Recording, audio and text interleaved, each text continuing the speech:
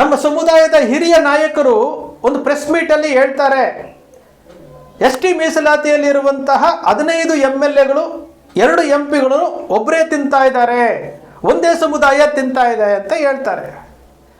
ನಮ್ಮ ಸಮುದಾಯದ ಡಾಕ್ಟರ್ ತನುಶ್ರೀ ಅಂತೇಳಿ ರಾಯಚೂರು ಜಿಲ್ಲೆ ಮಾನವಿ ಎಸ್ ಟಿ ಮೀಸಲಾತಿ ಕ್ಷೇತ್ರದಿಂದ ಸ್ಪರ್ಧೆ ಮಾಡಿದ್ರು. ಬಳ್ಳಾರಿ ಲೋಕಸಭಾ ಕ್ಷೇತ್ರದಿಂದ BSP ಅಭ್ಯರ್ಥಿಯಾಗಿ ಗೂಳಪ್ಪನವರು ಸ್ಪರ್ಧೆ ಮಾಡಿದ್ರು. ಎಸ್ ಟಿ ಸರ್ಟಿಫಿಕೇಟ್ ಇಂದ ಗೂಳಪ್ಪನವರು ಬಳ್ಳಾರಿ ಎಸ್ ಟಿ ಮೀಸಲಾತಿ ಕ್ಷೇತ್ರದಿಂದ BSP ಚಿನ್ನಡಿನಲ್ಲಿ ಸ್ಪರ್ಧೆ ಮಾಡಿದ್ರು. ತನುಶ್ರೀ ಅವರು ಸ್ಪರ್ಧೆ ಮಾಡಿದ್ರು. ಯಾತಕ್ಕೆ ಅವತ್ತು ಹೋಗಿ ಅವರನ್ನು ಗೆಲ್ಲಿಸ್ಕೊಳ್ಲಿಲ್ಲ? ಅವತ್ತು ನಾವು ಗೆಲ್ಲಿಸ್ಕೊಳ್ಬೋದಾಗಿತ್ತಲ್ಲ. ಗೂಳಪ್ಪನವರು ನನಗೆ ಫೋನ್ ಮಾಡಿ ಅವರು ಸ್ಪರ್ಧೆ ಮಾಡಿರುವಂತಹ ವಿಚಾರಗಳನ್ನು, BSPಯಿಂದ ಸ್ಪರ್ಧೆ ಮಾಡಿರುವಂಥದ್ದನ್ನು, ನಾಮಿನೇಷನ್ ಮಾಡಿರುವಂಥದ್ದನ್ನು, ಪ್ರತಿಯೊಂದು ವಿಚಾರಗಳನ್ನು ವಾಟ್ಸಪ್ಗೆ ಕಳಿಸಿ ನನ್ನ ಹತ್ರ ಚರ್ಚೆ ಮಾಡಿದಾಗ ಈ ವಿಚಾರ ನಮಗೆ ಗೊತ್ತಿರಲಿಲ್ಲ. ಆಶ್ಚರ್ಯ ಆಯಿತು. ಒಬ್ಬರು ಗೂಳಪ್ಪನವರ ಸಾಹಸ ಏನಿತ್ತು, ಆ ಪ್ರಯತ್ನ ಏನಿತ್ತು, ನಿಜಕ್ಕೂ ಅಪ್ರಿಷಿಯೇಟ್ ಮಾಡಬೇಕಾಗಿರುವಂಥದ್ದು. ಡಾಕ್ಟರ್ ತನುಶ್ರೀ ಅವರು ಮಾಡಿದ್ರಲ್ಲ, ಎಸ್ ಟಿ ಮೀಸಲಾತಿ ಸರ್ಟಿಫಿಕೇಟ್ ತಗೊಂಡು ಅವರು ಮಾನ್ವಿ ಎಸ್ ಟಿ ಮೀಸಲಾತಿ ಕ್ಷೇತ್ರದಿಂದ ಮಾಡಿದ್ರಲ್ಲ, ಸಂತೋಷ ಪಡಬೇಕಲ್ರಿ ನಾವು. ನಮ್ಮ ಸಮಾಜದ ಹಿರಿಯರು ಹೇಳ್ತಾರಲ್ಲ, ಆ ಇಬ್ಬರನ್ನ ಗೆಲ್ಲಿಸ್ಕೊಳ್ಬೋದಾಗಿತ್ತಲ್ಲ, ಹಿರಿಯರು ಅನುಭವಶಾಲಿಗಳು ಗೆಲ್ಲಿಸ್ಕೊಳ್ಬೋದಾಗಿತ್ತಲ್ಲ. ಹೋಗ್ರಿ, ಅಲ್ಲಿ ಹೋಗಿ ಏನಾದರೂ ಪ್ರಚಾರ ಮಾಡಿ ಅವರಿಗೆ ಆತ್ಮಸ್ಥೈರ್ಯ ತುಂಬುವಂಥ ಕೆಲಸ ಏನಾದರೂ ಮಾಡಿದ್ರ? ಇಲ್ಲ, ಮಾಡಿಲ್ಲ. ಅದನ್ನು ಉಲ್ಲೇಖ ಮಾಡಿದ್ರೆ ಅದನ್ನು ಉಲ್ಲೇಖ ಮಾಡ್ಬೋದಾಗಿತ್ತಲ್ಲ. ಮಾತಾಡೋದು ಬಹಳ ಸುಲಭ ಸರ್, ಮಾತಾಡೋದು ಬಹಳ ಸುಲಭ. ನಾನು ಮೊನ್ನೆ ವಿಡಿಯೋ ಮಾಡಿದಾಗ ದಯಮಾಡಿ ಆ ವಿಡಿಯೋವನ್ನು ಡಿಲೀಟ್ ಮಾಡಿದ್ದೀನಿ. ನನ್ನ ಕರ್ತವ್ಯ ತಿಳಿಸ್ಬೇಕಾಗಿರುವಂಥದ್ದು, ಜಾಗೃತಿ ಮೂಡಿಸ್ಬೇಕಾಗಿರೋದು ಒಂದು ಮಾಧ್ಯಮವಾಗಿ ನನ್ನ ಕರ್ತವ್ಯ ಆಗಿತ್ತು. ನಾನು ಮಾಡಿದ್ದೆ. ನಮ್ಮ ಸಮುದಾಯದ ಒಬ್ಬ ಆತ್ಮೀಯ ಬಂದು ಸರ್ ಡಿಲೀಟ್ ಮಾಡಿ ಅಂದರು, ಡಿಲೀಟ್ ಮಾಡಿದ್ದೀನಿ. ನಮ್ಮ ಸಮುದಾಯದಲ್ಲಿ ಎಸ್ ಟಿ ಮೀಸಲಾತಿಯಲ್ಲಿ ಸ್ಪರ್ಧೆ ಮಾಡಿರುವಂಥವರಿಗೆ ನಾವು ಆತ್ಮಸ್ಥೈರ್ಯ ತುಂಬುವಂಥ ಕೆಲಸ ಮಾಡಿದರೆ, ನಾವು ಈಗಲೂ ಸಹ ಅಕ್ಟೋಬರ್ 26ನೇ ತಾರೀಕು ಯಾತಕ್ಕೆ ಸಭೆ ಕರೆದಿದ್ದೀವಿ ಗೊತ್ತಾ? ಒಂದು ಸಣ್ಣ ಪ್ರಯತ್ನ. ಅದು ಎಷ್ಟು ಜನ ಬರ್ತಾರೋ ಗೊತ್ತಿಲ್ಲ. 20 ಜನ ಬರ್ತಾರೋ, 50 ಜನ ಬರ್ತಾರೋ, 100 ಜನ ಬರ್ತಾರೋ, 200 ಜನ ಬರ್ತಾರೋ ಗೊತ್ತಿಲ್ಲ. ಹಾಲಂತೂ ಬುಕ್ ಮಾಡಿದ್ದೀನಿ. ದಾವಣಗೆರೆ ವಿದ್ಯಾನಗರದಲ್ಲಿರುವಂತಹ ಕುವೆಂಪು ಕನ್ನಡ ಭವನವನ್ನು ಬುಕ್ ಮಾಡಿದ್ದೀನಿ. ಬಂದವರಿಗೆ ಮಧ್ಯಾಹ್ನ ಒಂದು ಊಟ ಕೊಡೋದಕ್ಕೆ ರೆಡಿ ಮಾಡಿ ಇಟ್ಟಿದ್ದೀನಿ. ಒಂದಷ್ಟು ಜನ ಮೆಸೇಜ್ ಮಾಡಿದ್ದೀರಿ ನಾವು ಬರ್ತಾ ಇದ್ದೀವಿ ಅಂತ. ಒಂದಷ್ಟು ಜನಕ್ಕೆ ವೈಯಕ್ತಿಕವಾಗಿ ಫೋನು ಮಾಡಿದ್ದೀವಿ. ಎಷ್ಟು ಜನ ಬರ್ತಾರೋ ನೋಡೋಣ, ಚರ್ಚೆ ಆಗಲಿ. ಇಲ್ಲಿ ಬಂದಾಗ ಅವರ ವಿಚಾರಗಳನ್ನು ವಿನಿಮಯ ಮಾಡಿಕೊಂಡು ಅವರಿಗೆ ಸೀಟು ಯಾವ ರೀತಿ ತಗೊಳ್ಬೋದು, ಯಾವ ರೀತಿ ಎಲೆಕ್ಷನ್ನ ಫೇಸ್ ಮಾಡಬೇಕು, ಯಾವ ರೀತಿ ಮತದಾರರನ್ನ ತಲುಪಬೇಕು. ನೀವು ಗೆಲ್ತೀರೋ ಸೋಲ್ತೀರೋ ಅಲ್ಲ, ನಾವು ನಿಮ್ಗೆ ಟಿಕೆಟ್ ಕೊಡಿಸೇ ಬಿಡ್ತೀನಿ ಅಂತ ಹೇಳೋದಿಲ್ಲ. ಆದರೆ ಸ್ಪರ್ಧೆ ಮಾಡ್ತೀನಿ ಅಂತ ಬಂದಾಗ ಅವರ ಆತ್ಮಸ್ಥೈರ್ಯವನ್ನು ತುಂಬಿಸುವಂಥ, ನಾನು ಅದನ್ನೇ ಹೇಳುವಂಥದ್ದು. ನೀವು ಸ್ಪರ್ಧೆ ಮಾಡಿ, MLAಗೆ ಸ್ಪರ್ಧೆ ಮಾಡ್ತೀರಾ ಮಾಡಿ, ಜಿಲ್ಲಾ ಪಂಚಾಯತಿಗೆ ಮಾಡ್ತೀರಾ ಮಾಡಿರಿ, ತಾಲೂಕ್ ಪಂಚಾಯತಿಗೆ ಮಾಡ್ತೀರಾ ಮಾಡಿರಿ.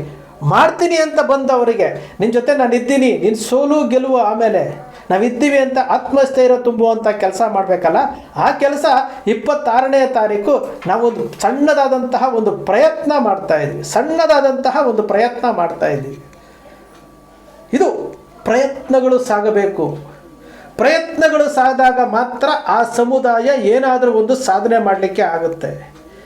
ನಾನು ಯಾಕೆ ಪದೇ ಎಸ್ ಟಿ ವಿಚಾರದಲ್ಲಿ ಮಾತನಾಡ್ತೀನಿ ಅಂತಂದರೆ, ಇದರಲ್ಲೂ ಮಾತನಾಡ್ತೀನಿ ಕೇಳಿ. ಪ್ರಯತ್ನ ಅನ್ನೋ ವಿಚಾರಕ್ಕೆ ನಿಮ್ಗೆ ಹೇಳ್ತಾ ಇದ್ದೀನಿ. 25 ವರ್ಷ ಆಗೋಗಿತ್ತು. 91ರಲ್ಲಿ ನಾವು ಕಳ್ಕೊಂಡ್ವಿ. ಅದಾದ ಮೇಲೆ ಅಲ್ಲಲ್ಲಿ ಒಂದೊಂದು ಮನವಿಗಳನ್ನು ಕೊಟ್ಟರು.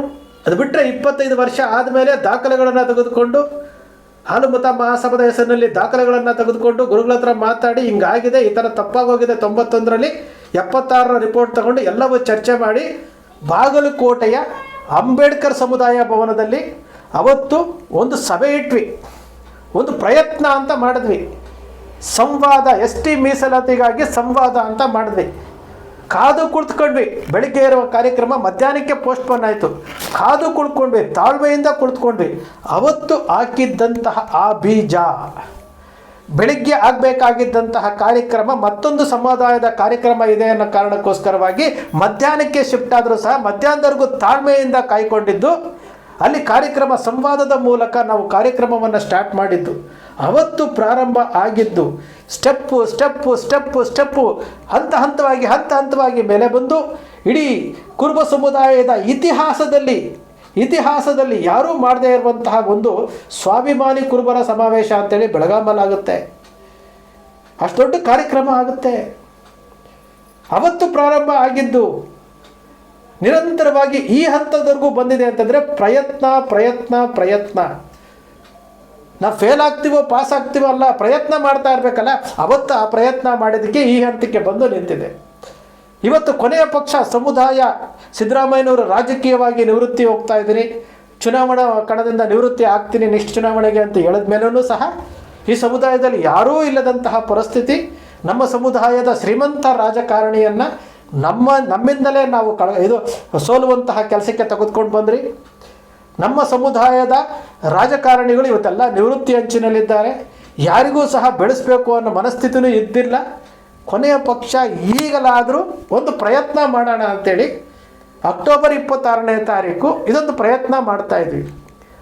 ಒಂದು ಪ್ರಯತ್ನ ಅಂತ ಮಾಡ್ತಾ ಇದ್ದೀವಿ. ಯಾರಾದರೂ ಒಂದು ಬೆಕ್ಕಿಗೆ ಗಂಟೆ ಕಟ್ಟಬೇಕಲ್ಲ, ಆ ಕೆಲಸ ನಾವು ಮಾಡ್ತಾ ಇದ್ದೀವಿ. 26ನೇ ತಾರೀಕಿಗೆ ಒಂದು ಚರ್ಚೆ ಆಗುತ್ತೆ, ಒಂದು ಬುನಾದಿ ಆಗುತ್ತೆ. ನಾವು ಕೆಲಸ ಮಾಡ್ತಾ ಇದ್ದೀವಿ. ಗೂಳಪ್ಪನವರು ಸ್ಪರ್ಧೆ ಮಾಡಿದಿರೋ ವಿಚಾರವನ್ನು ಕೇಳಿ ನಿಜಕ್ಕೂ ಆಶ್ಚರ್ಯ ಆಯಿತು. ನಾವು ಇನ್ನಿಷ್ಟೆಲ್ಲ ತಿಳ್ಕೊಂಡಿದ್ದೀನಿ, ಆದರೆ ನಾವು ಗೂಳಪ್ಪನವರು BSPಯಿಂದ ಸ್ಪರ್ಧೆ ಮಾಡಿದರು ಅಂತ ನಾವು ನೋಡಿದ್ವಿ ನಾಮಿನೇಷನಲ್ಲಿ. ಆದರೆ ಅವರು ನಮ್ಮವರು ಅಂತೂ ಗೊತ್ತಿರಲಿಲ್ಲ. ಯಾಕಂದರೆ ಬಳ್ಳಾರಿನಲ್ಲಿ ST ಮೀಸಲಾತಿ ಕ್ಷೇತ್ರ ಅವರೇ ಯಾರೋ ಮಾಡಿರ್ತಾರೆ ಅಂತ ನಾವು ತಿಳ್ಕೊಂಡ್ವಿ. ನಮ್ಮ ಸಮುದಾಯದ ಹಿರಿಯ ನಾಯಕರುಗಳು ಎಲ್ಲ ಗೊತ್ತಿದೆಯಲ್ಲ, ಅವರು ಸಪೋರ್ಟ್ ಮಾಡ್ಬೋದಾಗಿತ್ತಲ್ಲ. ತನುಶ್ರೀ ಅವರು 30,000 ಮತಗಳನ್ನು ಪಡ್ಕೊಂಡ್ರಲ್ಲ ಮಾನ್ವಿನಲ್ಲಿ, ಅವರು ಸಪೋರ್ಟ್ ಮಾಡಿ ಗೆಲ್ಲಿಸ್ಬೋದಾಗಿತ್ತಲ್ಲ. ಯಾಕೆ ಮಾಡಲಿಲ್ಲ? ಪಕ್ಷೇತರವಾಗಿ ನಿಂತಿದ್ರಲ್ಲ ಅವರು, ಯಾಕೆ ಮಾಡಲಿಲ್ಲ? ಕಾಂಗ್ರೆಸ್ ಪಕ್ಷದಿಂದ ಟಿಕೆಟ್ ಕೊಡಿಸ್ಬೋದಾಗಿತ್ತಲ್ಲ ತನುಶ್ರೀ ಅವರಿಗೆ, ಯಾಕೆ ಮಾಡಲಿಲ್ಲ? ಈ ವಿಚಾರಗಳನ್ನು ತಿಳ್ಕೊಳ್ಳಿ. ಇದೇ ಬೆಳಗಾವಿನಲ್ಲಿ BDCC ಬ್ಯಾಂಕ್ ಚುನಾವಣೆಯಲ್ಲಿ ಒಬ್ಬರು ಕುರುಬರಿಗೂ ಸ್ಥಾನ ಕೊಟ್ಟಿಲ್ಲ ಅಂತ ಹೇಳ್ಬಿಟ್ಟು ನಿನ್ನೆ ಒಂದಷ್ಟು ಪೋಸ್ಟ್ಗಳನ್ನು ನೋಡಿದ್ನಲ್ಲ. ಇದೇ ಬೆಳಗಾವಿಯ ವಿಧಾನ ಪರಿಷತ್ ಚುನಾವಣೆ ನಡೆಯುತ್ತೆ. ಅಲ್ಲಿ ಆಮ್ ಆದ್ಮಿ ಪಾರ್ಟಿಯಿಂದ ಶಂಕರ್ ಹೆಗಡೆ ಅಂತೇಳಿ ನಮ್ಮ ಸಮುದಾಯದ ಶಂಕರ್ ಹೆಗಡೆ ಅವರು ನಾಮಿನೇಷನ್ ಮಾಡ್ತಾರೆ MLC ಚುನಾವಣೆಗೆ. 1400ಕ್ಕೂ ಹೆಚ್ಚು ಕುರುಬ ಸಮುದಾಯದ ಗ್ರಾಮ ಪಂಚಾಯಿತಿಯ ಸದಸ್ಯರಿರ್ತಾರೆ. ನಾವು ಸಹ ರುದ್ರಣ್ಣವರು ನಾವು ಎಲ್ಲ ಹೋಗಿ ಪ್ರಚಾರಕ್ಕೆ ಹೋಗ್ತೀವಿ, ಪ್ರಚಾರದಲ್ಲಿ ಭಾಗವಹಿಸ್ತೀವಿ. ನಮ್ಮ ಸಮುದಾಯದವರಿಗೆ ನಾವು ಮನವಿ ಮಾಡ್ಕೊಂಡ್ವಿ ಸೋಷಿಯಲ್ ಮೀಡಿಯಾದಲ್ಲಿ. ಮೊದಲನೇ ಪ್ರಾಶಸ್ತ್ಯದ ಮತ ನೀವು ಯಾರಿಗಾದರೂ ಹಾಕ್ಕೊಳ್ಳಿ, ಎರಡನೇ ಪ್ರಾಶಸ್ತ್ಯದ ಮತವನ್ನಾದರೂ ನಿಮ್ಮ ಸಮುದಾಯದ ಶಂಕರ ಹೆಗಡೆಗೆ ಹಾಕಿ ಅಂತೇಳಿ ಪ್ರಚಾರ ಮಾಡ್ತಿದ್ವಿ. ಭಾಳಷ್ಟು ಗ್ರಾಮಗಳಿಗೆ ನಾವಲ್ಲಿ ಹೋಗ್ತಾ ಇದ್ದಂಗೆ, ಕಾರಲ್ಲಿ ಹೋಗ್ತಾ ಇದ್ದಂಗೆ ಎಷ್ಟು ಹೆದರಿಕೆ ಇದೆ ನಮ್ಮ ಸಮುದಾಯದವರಿಗೆ ಬೆಳಗಾವಿ ಜಿಲ್ಲೆಯಲ್ಲಿ ಅಂತಂದರೆ, ಕೈ ಮುಗಿದು ಕೇಳಿಬಿಟ್ರು, ಒಳಗಡೆ ಬರಬೇಡಿ. ಸಮುದಾಯವೇ ಹೆಚ್ಚಿರುವಂತಹ ಗ್ರಾಮಗಳಲ್ಲಿ ನಾವು ಹಾಕ್ತೀವಿ. ಈ ಪರಿಸ್ಥಿತಿಯನ್ನು ನಾವು ನೋಡಿದ್ದೀವಿ. ಅವತ್ತು ಶಂಕರ್ ಹೆಗಡೆ ಧೈರ್ಯ ಮಾಡಿ ವಿಧಾನ ಪರಿಷತ್ ಚುನಾವಣೆಗೆ ಸ್ಪರ್ಧೆ ಮಾಡಿದರು. ಅವತ್ತು ನಿಲ್ಲಬೇಕಾಗಿತ್ತು ನಮ್ಮ ಸಮುದಾಯದ ನಾಯಕರು. ಶಂಕರ್ ಹೆಗಡೆ ಸೋಲ್ತಾರೋ ಗೆಲ್ತಾರೋ, ಆದರೆ ಅವ್ರ ಜೊತೆಲಿ ನಿಲ್ಲಬೇಕಾಗಿತ್ತು. ನಾವು ನಿಂತವಲ್ಲ. ಅವರು ಸ್ಪರ್ಧೆ ಮಾಡಿದ್ದಾರೆ. ಒಂದು ಸಮುದಾಯ 1400ಕ್ಕೂ ಹೆಚ್ಚು ಗ್ರಾಮ ಪಂಚಾಯತಿ ಸದಸ್ಯರು ಅಂತಂದರೆ ಕಡಿಮೆ ಇತ್ತೇನ್ರಿ? ಕಡಿಮೆ ಇತ್ತ? ಎಲ್ಲ ಒಗ್ಗಟ್ಟಾಗಿದ್ದರೆ ಶಂಕರ್ ಹೆಗಡೆ ಗೆಲ್ತಿದ್ರಲ್ರಿ.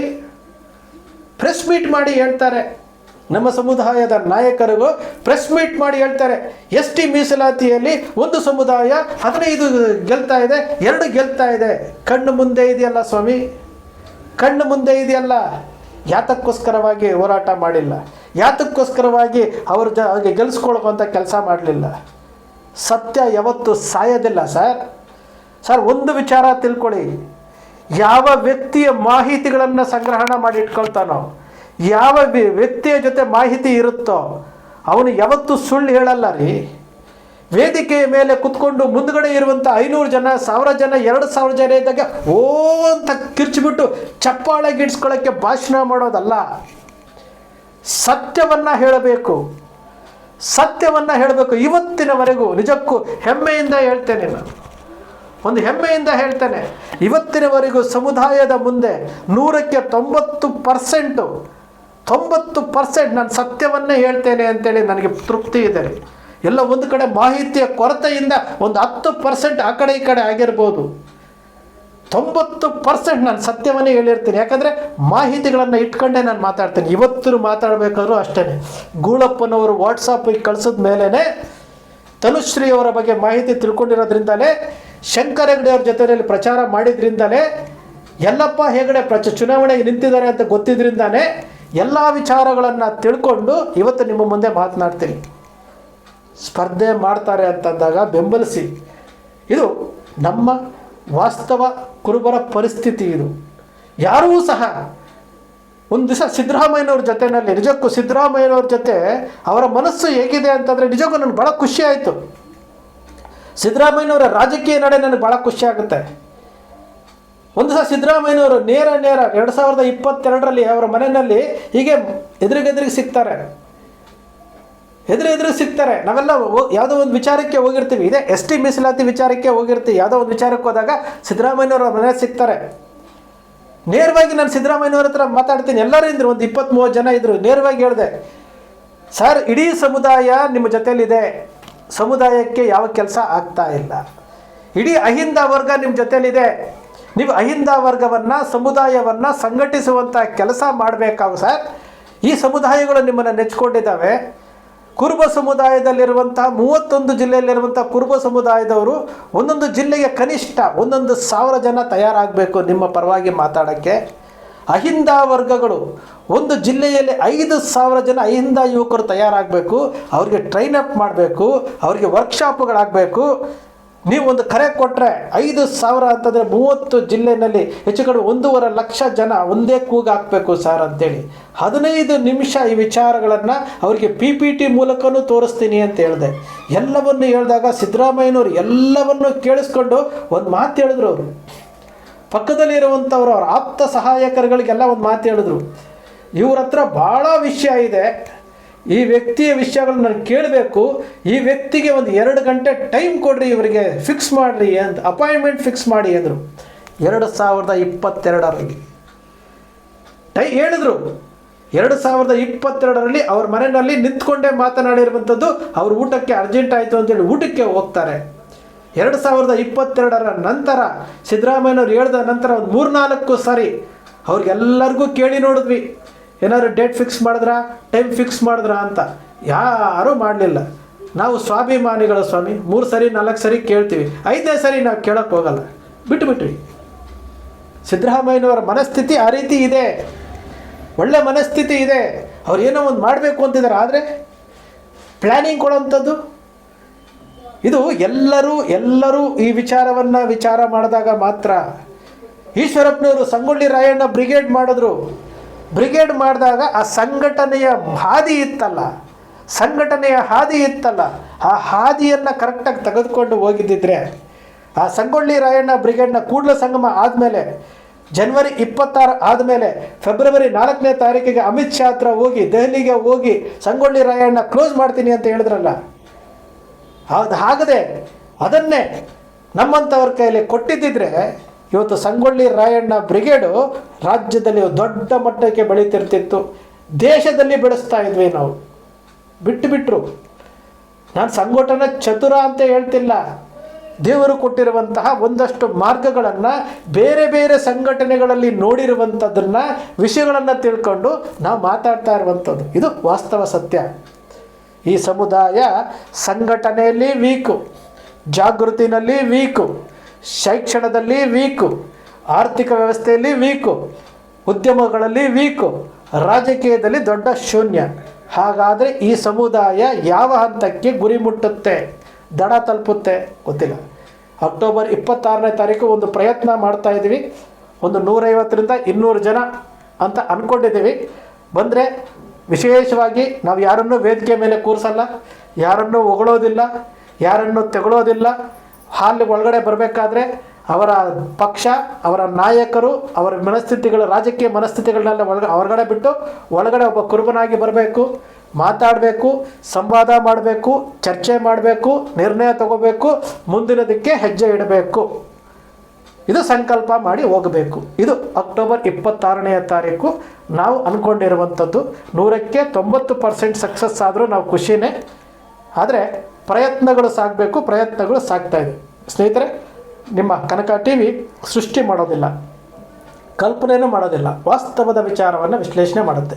ಕನಕ ಟಿ ವಿಯ ವಿಶ್ಲೇಷಣೆ ನಿಮ್ಗೆ ಇಷ್ಟ ಆಯಿತು ಅಂದರೆ ಸಬ್ಸ್ಕ್ರೈಬ್ ಆಗಲಿಲ್ಲ ಅಂದರೆ ಸಬ್ಸ್ಕ್ರೈಬ್ ಮಾಡ್ಕೊಳ್ಳಿ, ಪಕ್ಕದಲ್ಲಿ ಕಾಣುವಂಥ ಬೆಲ್ ಐಕಾನ್ ಪ್ರೆಸ್ ಮಾಡಿ, ಶೇರ್ ಮಾಡಿ, ಪ್ರೋತ್ಸಾಹ ನೀಡಿ.